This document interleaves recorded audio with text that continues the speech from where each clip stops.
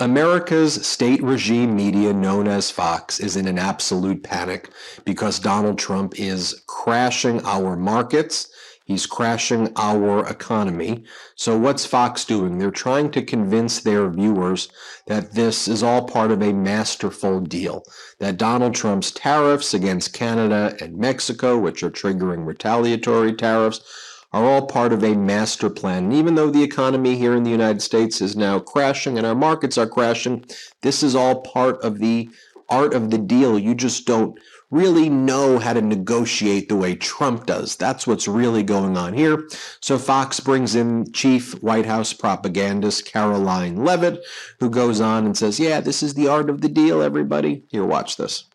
This is major news. I know everyone wants to talk about tariffs, bad, bad, bad. No, why don't people understand the president is a never-ending negotiator? Mm-hmm. He's a never-ending negotiator. It's the art of the deal. But also, the president has proven, as he did in his first terms, that tariffs can bring good-paying jobs back here to the United States of America. They protect critical industries here at home. And President Trump is serious when he says he wants to make America the manufacturing superpower of the world. And no, Caroline, this is not the art of the deal.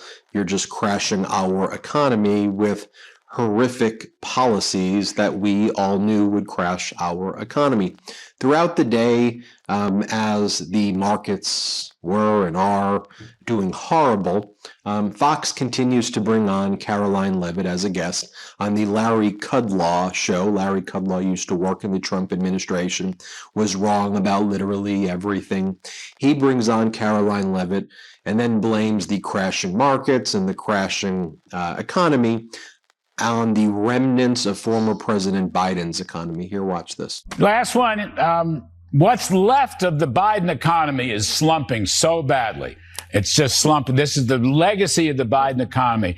Will we hear? I want you to tell me, Caroline Leavitt, I want you to say, Larry, we're going to have lots of talk about tax cuts and deregulation and energy production and economic growth in the State of the Union message tomorrow. Upbeat, I used to call it growthier, Caroline. We're going to have a growthier speech tomorrow to keep those animal spirits going. Tell me it's all true. It's all true, Larry. I can confirm the president is going to talk about his economic agenda. And truly, this administration is working around the clock to bring down the cost of living for the American people, to deregulate the regulations that Joe Biden put on every industry across the board. And, tax cuts are a huge priority for this president, and he'll be talking directly to Congress about that tomorrow night. All right, great stuff. You're really terrific. Caroline. I mean, it's just so utterly absurd and offensive what they're saying. Under former President Biden, there was record job growth. GDP was hitting record highs. America was energy independent. We were strong with our allies. Low unemployment. Inflation was now under control. It was expected to hit about 2%, meaning interest rates were going to be cut even further. And Donald Trump just blew up all of that progress. And again, throughout the day, you had Larry Kudlow and others on Fox also continuing to say that looks like this is Biden's fault. Here, watch this clip again. The Biden economy, what's left of it, looks like it's tanking. Tax cuts and deregulation from President Trump are so important. I sure hope we hear lots about it in the State of the Union message tomorrow. Meanwhile, the stock market down almost 700 points. It's just horrific stuff as the Atlanta Federal Reserve predicts a negative 2.8% contraction in the first quarter of our GDP when it was expected to grow by about 3% if Donald Trump literally did nothing, meaning we're heading into recession, Great Recession, or even depression territory. They just spew such nonsense and attack former President Biden. One of the things that Fox was also doing was trying to normalize Donald Trump in the United States, now joining the axis of evil under the Trump regime, joining with North Korea, Russia, Belarus, and Hungary. And Fox is just trying to convince their viewers that this is like normal behavior. I mean, the propaganda here is just next level. So here, Laura Ingraham attacks Ukrainian President Zelensky.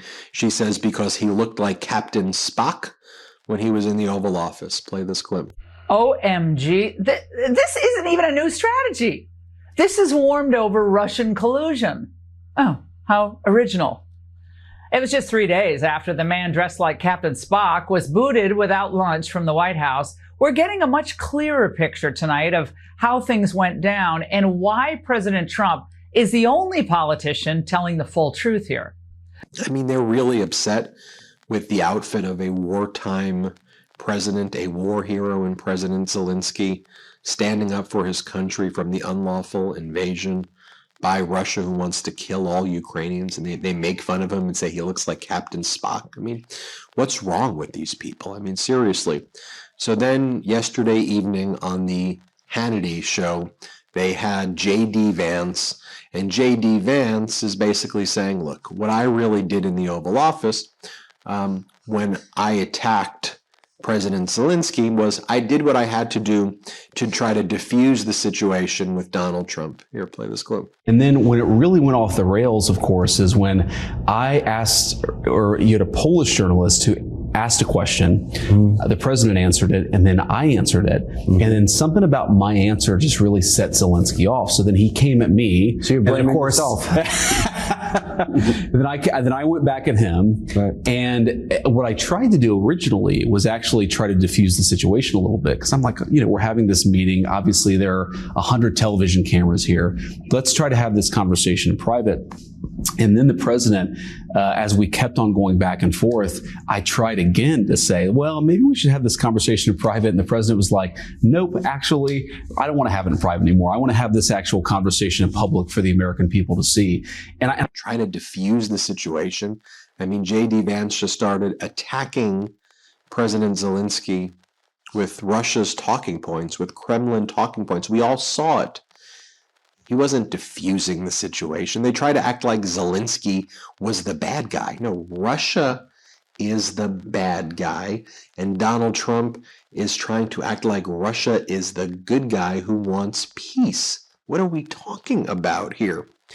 As part of J.D. Vance's interview with Sean Hannity last night as well, J.D. Vance said one of the big problems is Zelensky lacked respect. He showed entitlement. Here, play this clip. And I do think that there was just a certain sense of, there was a lack of respect. There was a certain sense of entitlement. And most importantly, look, we can look past all of that stuff, but the president has set a very clear goal for his administration. He wants the killing to stop.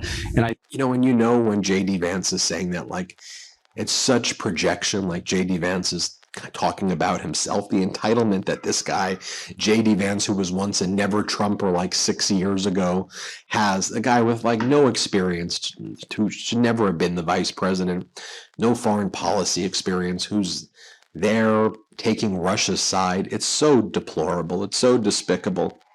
Here, J.D. Vance blames Europe for puffing up President Zelensky. Play this clip. what happens, Sean, is you have Zelensky. He goes to Europe, and a lot of our European friends puff him up. They say, you're a freedom fighter. You need to keep fighting forever. Well, fighting forever with what? With whose money, with whose ammunition, and with whose lives? The president is actually taking a much more realistic perspective and saying, this can't go on forever. We can't fund this thing forever. The Ukrainians can't fight forever. So let's bring this thing to a peaceful settlement. When I interviewed, and just listen to what J.D. Vance says here. And again, it's the ultimate projection where he goes, are we willing to defend people even if we disagree with what they say? If you're not willing to do that, I don't think you're fit to lead Europe or the U.S. He's talking about himself. Crazy stuff. Play this clip. We have to ask ourselves the questions as leaders. Are we willing to defend people even if we disagree with what they say? If you're not willing to do that, I don't think you're fit to lead Europe or the United States of America. If you're running in fear of your own voters, there is nothing America can do for you. Exactly right. You said it at the same conference. That's exactly right. There's nothing that we can do for you if you're terrified. More Caroline Leavitt, White House chief propagandist. Here she is again on Hannity, bragging about the tariffs against Mexico and Canada. Here, play this clip. Your audience should be aware that tonight, 12:01 a.m., tariffs on Mexico and China are going into effect, and another 10% on China, 25% on Mexico, 25% on Canada. And the reason is because we cannot continue to allow fentanyl to pour into our country and kill our people. I bet you every single person watching your show tonight knows somebody who has died at the hands of Chinese fentanyl that has come through our northern or southern border. And one American life is one too many. And these tariffs are necessary to continue to put the pressure on these countries to secure our borders. Then you have the Attorney General, Pam Bondi.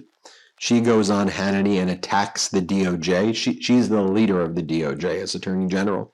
So she attacks the Department of Justice and says the Department of Justice are a bunch of Trump haters. It's great. Just attack all of your lawyers. Pam Bondi, here, play this clip. First and foremost, we got rid of the Jack Smith team. Gone. Yeah. Those people are gone. We're still trying to find out. There are a lot of people in the FBI and also in the Department of Justice who despise Donald Trump, despise us, don't want to be there. We will find them because you have to believe in transparency. You have to believe in honesty. You have to do the right thing. And right now we're going to root them out. We will find them and they will no longer be employed. But again, we're starting at every level of the Justice Department, Sean, and getting rid of the worst of the worst. But there are a lot more people that shouldn't be there. But there are a lot of good people who are out there now risking their lives every day making these cases. More Russia propaganda here from Laura Ingraham, who basically says, look, no, that's not that we're rooting for Putin. We just have to recognize the world is what the world is, and Putin should what? Putin should take Ukraine? Is that what she's saying here? Play this clip. Now, neither Donald Trump nor his supporters are rooting for Putin, but they see the world as it is, not as some fantasy created by those who profit off bloodshed. You know, the Fox talking points are very similar to the Russia talking points. Russian state regime media, RT. Not that different than Fox. Breaking. U.S. has stopped all military aid to Ukraine. Really pathetic stuff. So then Fox brings on Trump's Secretary of Agriculture, Brooke Rollins. So she says she's not being funny here when I'm about to tell you what she says. She goes, the way we're going to deal with the egg prices being so high, she goes, we're encouraging all American families to buy chickens and keep the chickens in your backyard. And then if your chickens can make you eggs. Here, play this clip. I think the silver lining in all of this is how do we, in our backyards, we've got chickens too in our backyard. How do we solve for something like this? And people are sort of looking around thinking, wow, well, maybe I could get a chicken in my backyard. And it's awesome. I agree with you. Yeah, I think everyone who isn't a farmer right now wants to be. So you're in the right department, Brooke. Yeah, it's obviously one of the most ridiculous things I've ever heard. But in addition, the Trump administration's also terribly mishandling the avian flu situation right now. So if you bring some of these chickens into your backyard, it may result in the avian flu spreading. Anyway, Tommy Tuberville was going on the various networks saying a bunch of crazy stuff as well. I didn't want to play Tommy Tuberville.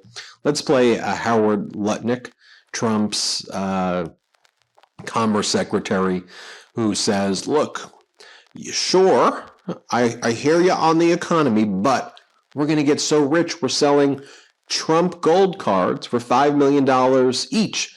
So just think about it. When we sell 10 million Trump gold cards, we're going to make 50 trillion. And again, he sounds like some bizarro infomercial. Here, watch this. There are a lot of questions about that, and he wants to get rid of the IRS. Of course, if we could have the outside, that's a big objective, right? The big objective would be to have enough money come in from the outside sources, selling, visas, the ability to have a green card to come to America. Imagine if you sold 1 million of them, you'd pay off our deficit and have 15 trillion to spare. And that's only 3% of America. It's nothing. So the concept of replacing us paying, we're like, we have Stockholm syndrome. We just are so happy to pay. We forgot that maybe other people should pay and we should have the benefit of living in the great America.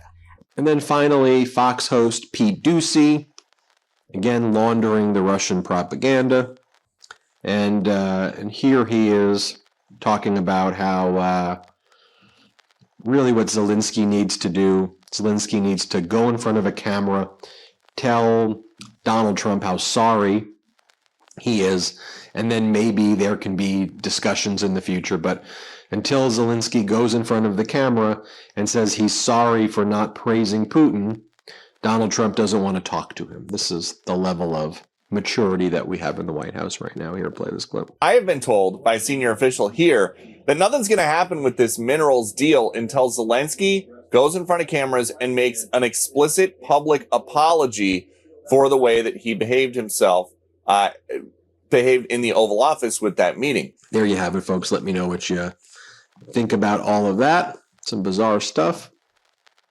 I mean, that's why I say it's state regime media. Hit subscribe. Let's get to 5 million subscribers. Thanks for watching.